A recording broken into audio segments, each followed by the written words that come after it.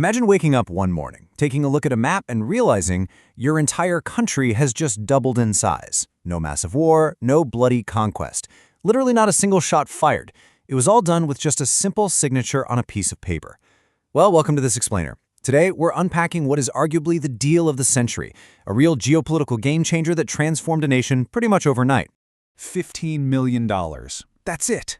Back in 1803, the United States bought a sprawling chunk of territory, stretching all the way from the Mississippi River out to the Rocky Mountains for precisely that amount. It's just a staggering scale of land, picked up for what was honestly an unbelievable bargain even back then. I mean, to put that into perspective for a second, we're talking whole mountain ranges, massive open plains, and endless river systems, all bought for about the price of a modern luxury penthouse. Crazy, right? But this raises a really fascinating question, and it really forms the core of our historical mystery today. Why on earth would a desperate French emperor, literally the most feared man in Europe, just sell off an entire empire for pennies? And on the flip side of the table, why would U.S. President Thomas Jefferson, a guy who famously, very strongly believed in strictly limiting federal power, risk a full-blown constitutional crisis just to buy it? This is basically a geopolitical thriller, and the stakes, they couldn't have been higher.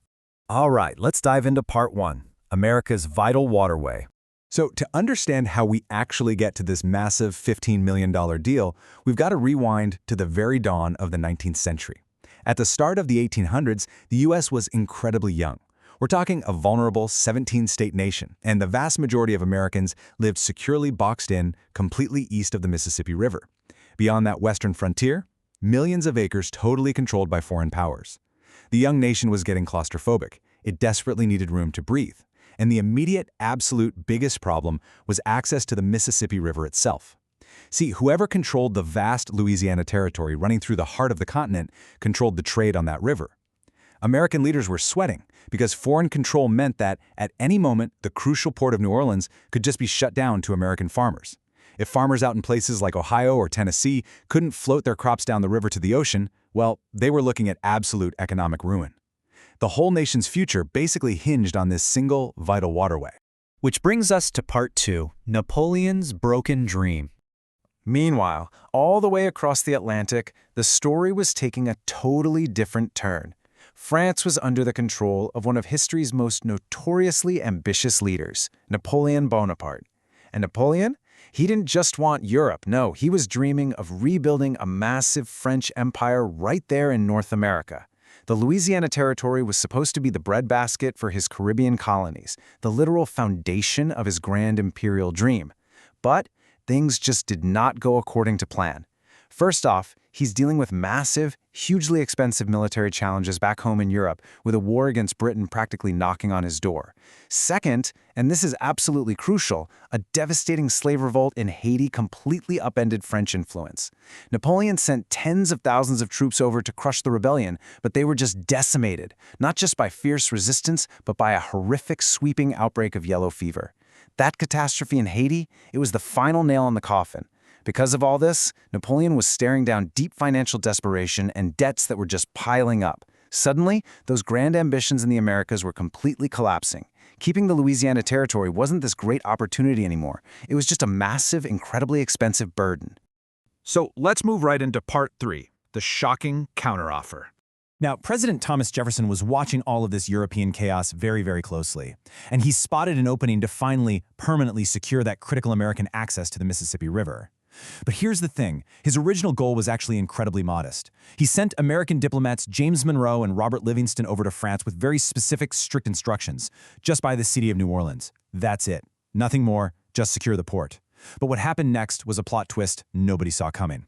Monroe and Livingston arrive in Paris, sit down to buy this single city, bracing themselves for a really tough negotiation. Instead, Napoleon's minister completely shocked them to their core by just asking, well, what will you give for the whole? That's right, Napoleon wasn't just offering New Orleans, he was offering the entire Louisiana Territory. We were talking about more than 800,000 square miles of land. It was an area so unbelievably huge that it would eventually carve out all or part of 15 future U.S. states.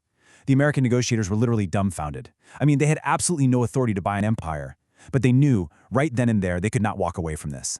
Because Napoleon was so utterly desperate for cash to fund his wars back in Europe, he decided to just unload the whole shebang. The final price tag? $15 million? When you do the math, that breaks down to roughly 4 cents an acre. 4 cents! The United States was scooping up this impossibly vast, resource-rich land for basically a handful of pennies for every patch of ground the size of a football field. Thinking about that today is it's almost unimaginable. And one single stroke of a pen, this deal instantly doubled the size of the United States, making it quite literally one of the largest land acquisitions in world history. But it wasn't all smooth sailing. That brings us to part 4, the constitutional crisis. Despite the sheer, intoxicating excitement of doubling the nation's size for pocket change, Jefferson faced a very, very serious problem. This incredible deal came with a massive complication. A lot of people believed it was completely unconstitutional. You see, Jefferson himself had spent his entire career supporting a super strict interpretation of the Constitution. He fundamentally believed in a decentralized government, constantly arguing that the federal government could only do exactly what was specifically, explicitly written in the founding document.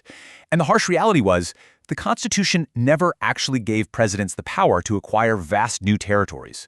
So by pulling the trigger on this unprecedented executive purchase, this massive federal land grab, critics immediately jumped on him, accusing him of deep, blatant hypocrisy.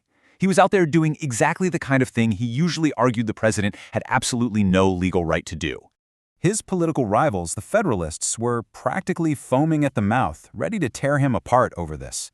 They panicked, terrified that this vast new Western territory would dilute their political power and just cause endless chaos back east. So imagine the heavy weight of Jefferson's decision here. He was forced into a corner, having to choose between his strict, lifelong legal principles and the undeniable future prosperity of his country. As the historical record frames it, his choice was painfully simple: reject the opportunity or proceed despite the constitutional concerns.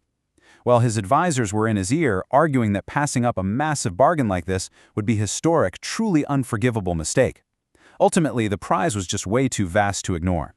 Jefferson swallowed hard, pushed his constitutional reservations aside, and chose to move forward. And that leads us to our final chapter, Part 5, Changing America Forever. Jefferson's gamble brought a remarkably swift resolution. Congress officially approved the agreement, and just like that, the Louisiana Purchase was a done deal. Almost overnight, America gained access to vast, entirely untapped natural resources. Everyday farmers suddenly found incredible new opportunities, and the sheer pace of this transformation was absolutely breathtaking. I mean, just look at how fast this all moved. In early 1803, the deal is signed. By late 1803, Congress formally rubber stamps it. And in the immediate years right after that, we see the launch of the legendary Lewis and Clark expedition. They were stepping into what was essentially a totally alien, unmapped frontier. Their critical mission? Explore this newly acquired territory, document the wild geography, and figure out exactly what lay beyond the horizon.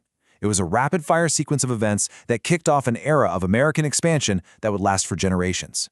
When you really get down to it, the ultimate legacy of this incredible bargain just comes down to the map. Just think about it. Before 1803, you have a vulnerable, boxed-in nation of 17 states totally constrained to the east of the Mississippi. After 1803, boom! You have a sprawling continental powerhouse room for 15 new states expanded all the way out to the Rocky Mountains. One single, somewhat accidental diplomatic negotiation completely reshaped the entire balance of power on the North American continent. Which leaves us with this final, genuinely striking thought to ponder. How wildly different would our world look today without that single signature? If Jefferson had actually let his constitutional fears win out, the nation's growth might have ground to a halt. Western expansion could have faced completely insurmountable obstacles, with rival foreign empires constantly blockading the continent. Instead, what started off as a simple, desperate diplomatic attempt just to buy a single port city, well, it became one of the most significant transactions in human history. It completely transformed the economy, the geography, and the entire future of the modern United States forever.